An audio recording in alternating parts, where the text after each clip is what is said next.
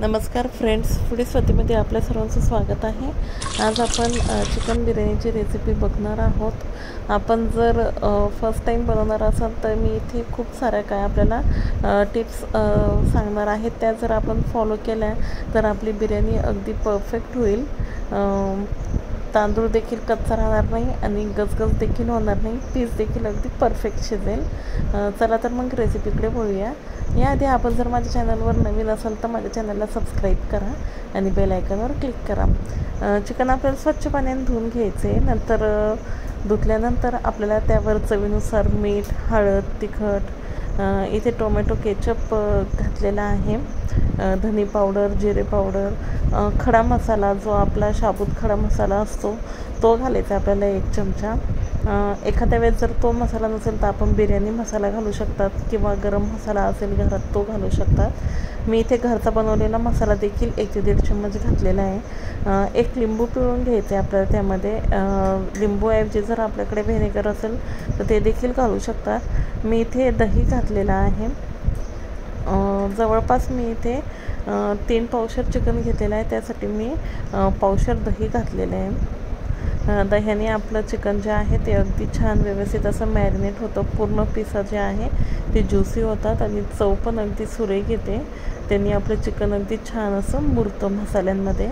तर हे सर्व मसाले ॲड केल्यानंतर आपल्याला व्यवस्थित मिक्स करून त्याला मॅरिनेट करून घ्यायचे। जितकं आपण चिकन मॅरिनेट कराल तितकी आपली बिर्याणी जी आहे ती चवदार होईल।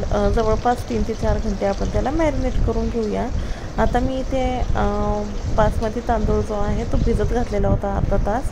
भिजत घातल्यानंतर त्याला आपल्याला उकळून घ्यायचं आहे। जवळपास आपल्याला 70 ते 80% त्याला शिजवून घ्यायचे। शिजवताना मी इथे पाण्यामध्येच खडे मसाले घातलेले होते, दालचिनी, बाजा, लवंग, मिरे, वेलची, तेजपत्ता, थोडंसं तूप घालून चवीनुसार मीठ ॲड करून तांदूळ आपल्याला 70 ते 80% शिजवून घ्यायचा आहे। पोटामध्ये प्रेस केल्यावर अगदी छान असा दबला गेला तर आपल्याला तांदूळ काढून घ्यायचं आहे।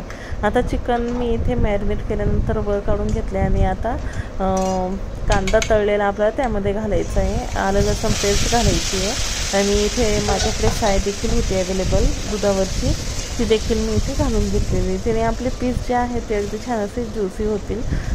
कांदा व्यवस्थित तळून घेतल्यानंतर त्यामध्येच मी इथे चिकन जे आहे ते सोडून घेतलेले आहे। आता आपल्याला ज्या पातेल्यामध्ये बिर्याणी लावायची त्या पातेल्यामध्ये आपण बिर्याणी लावून घेऊया।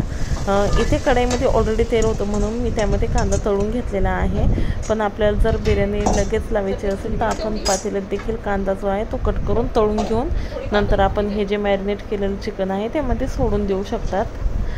इथे आपण तिखट जे आहे ते आपण आपल्या आवडीनुसार घालू शकतात। जर तिखट कमी झालं असेल तर आपण हिरवी मिरची देखील कट करून घालू शकतात। तांदूळ इथून शिजल्यानंतर मी इथे त्याला गाळणीतून व्यवस्थित गाळून घेतलेला आहे आणि चिकन सोडल्यानंतर लगेच आपल्याला तांदूळ सोडून द्यायचे। चिकन आपण व्यवस्थित मॅरिनेट केल्यामुळे आपल्याला त्याला शिजवायची आवश्यकता नाही आहे, फक्त बिर्याणीसोबतच आपल्याला त्याला व्यवस्थित असं शिजवून घ्यायचं आहे।